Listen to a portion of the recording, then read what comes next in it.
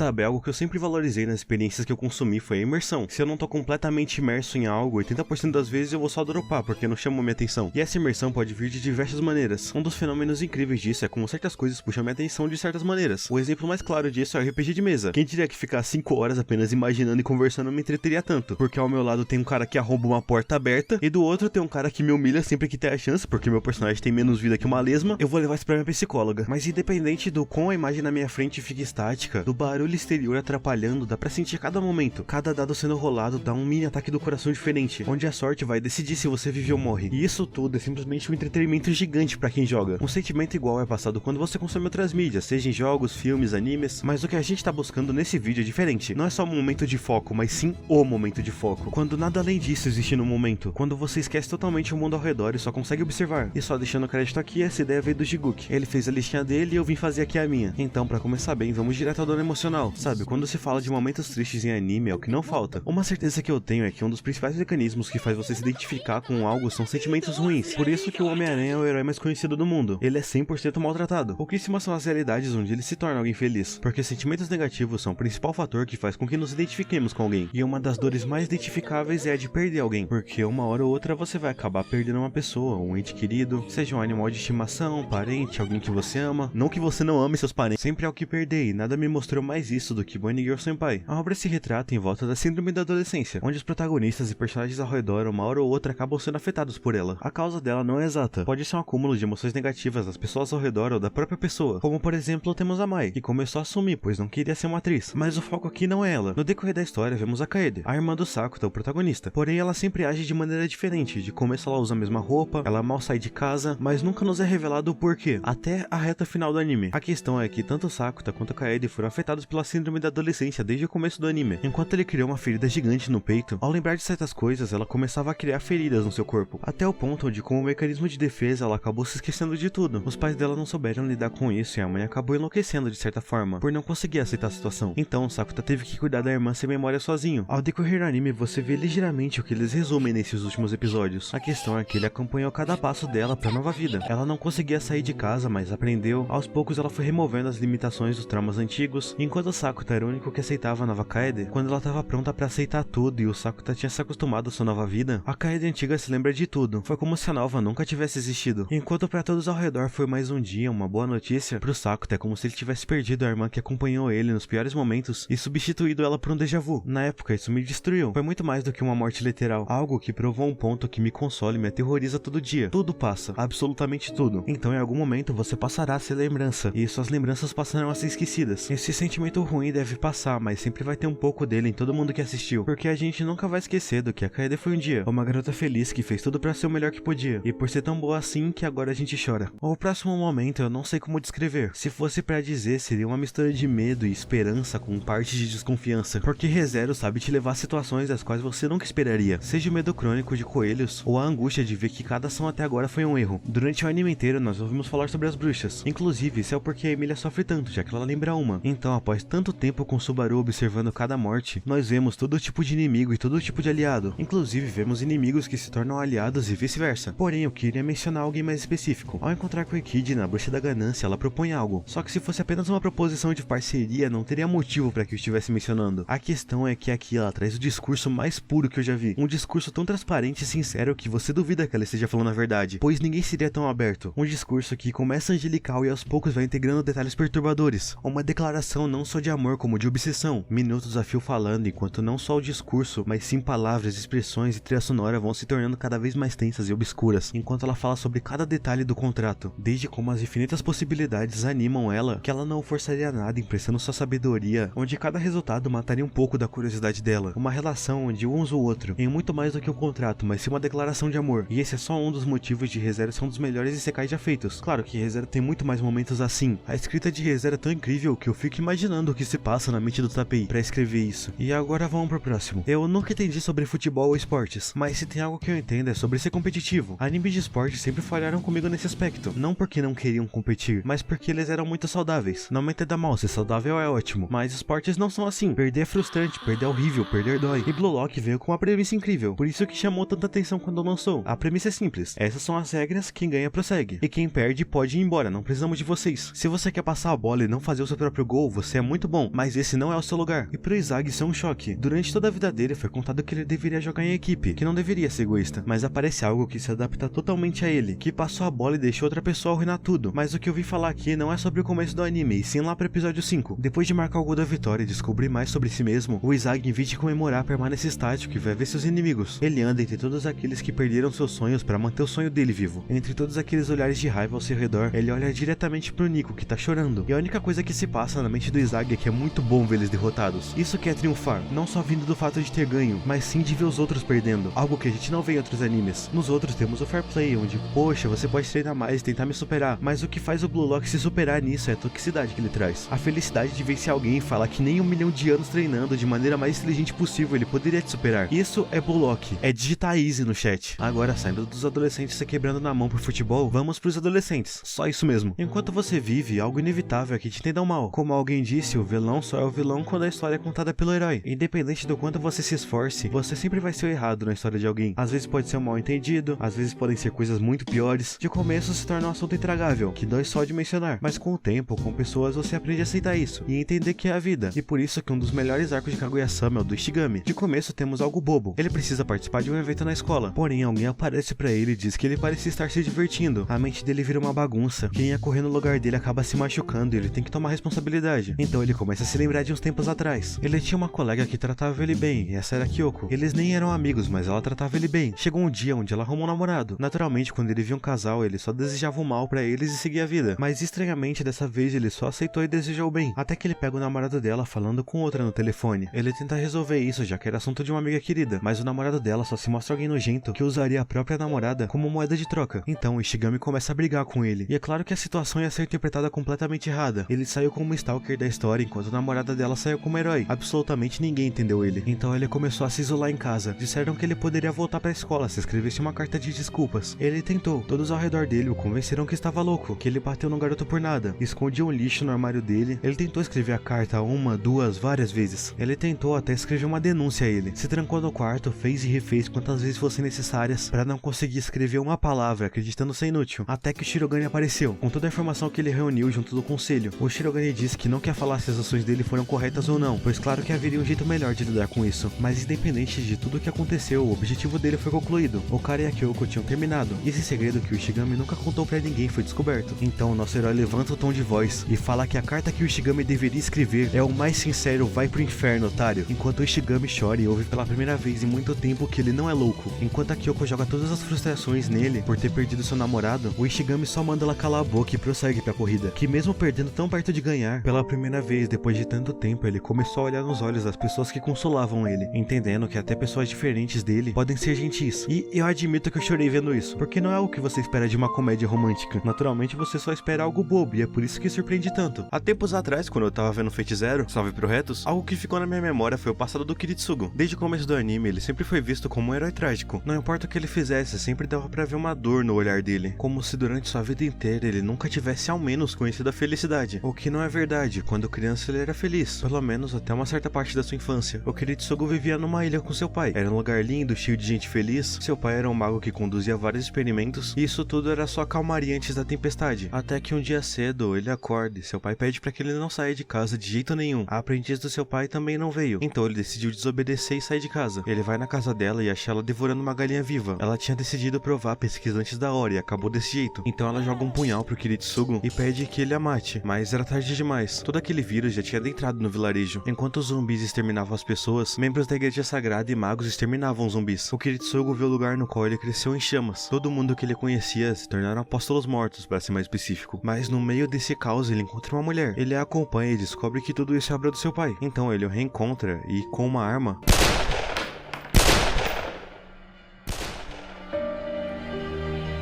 ele é adotado pela mulher que ele encontrou, deixando tudo pra trás. Essa é a Natalia Kaminsky, e ela treina ele pra ser como ela, um assassino de magos. Vivendo com ela, ele entendia que aquilo na sua infância não era especial, não era um caso único. Aquilo acontecia em todo canto do mundo, a todo momento. Então o melhor que ele poderia fazer seria salvar quem ele pudesse. Até que um dia chega uma missão diferente. Ela tem uma recompensa gigante, então é uma proposta irrecusável. A Natalia se infiltra no avião e quando abate seu alvo, ela nota que era tarde demais. Todos no avião haviam se tornado ghouls. Ela conseguiu de alguma forma chegar na cabine e tentar tentar pousar o avião. Enquanto eles conversam, Kiritsugu se dirige ao Mario. É uma conversa leve. Ela fala que não conhecia outro jeito de viver pra ensinar a ele, só o jeito de um assassino. E o Kiritsugu brinca dizendo que ela é o pai dele. Eles dizem que ficam felizes em ser a família um do outro. Ela fala que em breve vai aterrissar, então sabendo que não haveria um pouso seguro pra ela, o Kiritsugu com uma bazuca atira no avião, falando que a Natália é sua única mãe. E com um sorriso no meio do ar em queda livre, ela morre. Ele se ajoelha enquanto fala que matou novamente alguém que ele ama, que salvou muita gente que poderia morrer caso ela pousasse. Ele tenta se consolar dizendo que o sacrifício dela salvou muita gente, mas ele só começa a chorar sozinho em meio ao mar. Não importa quantas pessoas foram salvas naquele momento ou em toda a sua vida. No fim, entre todos, ele era o único sem salvação. Daqui pra frente, ele sempre esteve fadado a salvar o maior número de pessoas, onde o ato de salvar não se resume a salvar, e sim evitar a perda. Então eu venho atestar que até o final de Fate Zero, a vida do Kiritsugu é uma grande sentença ao sofrimento. Um dos sentimentos mais simples de provocar e que te faz manter o foco é o medo. O medo pode ser passado de várias formas, seja um monstro feio, um assassino cruel, ou pela insinuação de um monstro que te causa ansiedade em descobrir o que é. A questão é que um dos jeitos que o medo se passa é quando você não espera de maneira alguma, e o exemplo principal disso é Madoka Mágica, tanto que quando se fala sobre a desconstrução de um gênero, esse é o que marcou a história e criou a regra dos 3 episódios, pois enquanto parecia ser um anime simples de garotas mágicas, ao ignorar a ajuda de outra garota mágica e enfrentar uma bruxa, num momento de descuido, a Mama é devorada viva por ela. Não é uma cena que tem gore, não é uma cena prolongada, são apenas alguns cortes do inesperado, algo que na época ninguém esperava de maneira alguma, e o anime faz questão de esconder isso até o último momento. Nesse momento, a Madoka e sua amiga descobrem que isso é ser uma garota mágica, lutar pela sua vida todos os dias num ciclo eterno onde você paga pelos seus desejos, enquanto encaram a dura realidade de não terem conseguido fazer nada com um perigo na sua frente. Sabe aquele sentimento que muitos manhwas e muitos animes genéricos tentam passar? De alguém que não é ninguém e nossa, ele surpreende todo mundo com algum poder que ele tirou do nada? Antigamente isso era uma premissa séria, e o primeiro exemplo que vem na minha mente quando falam de uma vez que isso deu certo foi em Dungeon Ideai. Você pode me chamar de maluco por ter visto só uma temporada e chamado isso aqui de cinema, mas a questão é que um anime sobre pegar mulher numa dungeon nunca saiu da minha mente e eu posso explicar. O Bel é a ralé da ralé, ele mal sobrevive às dungeons, ele é o único membro da família da deusa Estia e essa vida seguia normal. Porém, quando um minotauro foge do seu andar, o Bel não consegue chegar ao nível dele, então após quase morrer ele é salvo pela Ice. Desde então, pela família dela, ele vira uma piada por ter fugido naquele momento. Episódio desafio, ele continuou treinando, explorando a dungeon e melhorando, até que no episódio 8 ele encontra o Minotauro e faz dele seu oponente, enquanto todos que fizeram piada dele o observam. Porém, dessa vez não era só um simples Minotauro. Sua espada quebra um ataque, mas isso não impede ele de usar sua daga especial. Ele então pega a espada do próprio Minotauro e usa contra ele. O Bel consegue acertar alguns golpes, porém a espada quebra novamente. Ele perfura o Minotauro com a sua daga e começa a usar magia de fogo em sua ferida, atacando ele por dentro. Ele usa repetidamente até explodir o monstro de dentro pra fora. A luta termina com o que restou do Minotauro no chão e o Bel ferido, que desmaiou em pé. Ele finalmente teve o seu triunfo e quando olham o status dele, todas as habilidades dele estavam no S. Quem viu isso na época simplesmente teve um surto de tão épica que essa cena tinha sido. Tudo até agora foi pago, todos os dias sendo rebaixado, todas as derrotas e noites que o Bel chegava em casa ferido, implorando para se tornar mais forte. Ele finalmente conseguiu, e essa seria apenas a primeira vitória de muitas. Desde esse momento, o nome Bel Cranel ficou na minha cabeça. Sabe, sempre que eu terminava uma obra eu sentia um vazio. Não podia ser daquele jeito que acabava. Um exemplo principal disso são Shingeki Kimetsu. A questão é que o final decide pra mim se uma obra é boa ou ruim, e é muito mais simples fazer um final ruim do que um final bom. Uma das minhas obras favoritas, que é Tokyo Ghoul, eu considero que teve um final rushado, mesmo que tenha sido bom. Mas o que seria um final perfeito? Pra mim, além de ter o melhor protagonista masculino, Fate Stay Night, sendo mais específico a Rota da Saber, tem o melhor final que eu já vi, pois após todas as árduas batalhas e desentendimentos de mestre e serva, após saírem vitoriosos da Guerra do Santo Graal, e após você ter finalizado todas as outras rotas, no outro mundo, ou melhor, no paraíso de Avalon, como se tivessem acordado de um sonho muito longo, Shirou e Saber se reencontram. Aqueles que se sacrificaram por todos e encontraram nada além da autodestruição, se encontram novamente nesse paraíso, onde olhando em perspectiva, alguém pode olhar pra tudo que já passou e falar que não mudaria nada, pois todos os dias ruins foram exatamente pra criar esse exato momento, e poder dizer que no fim, tudo valeu a pena.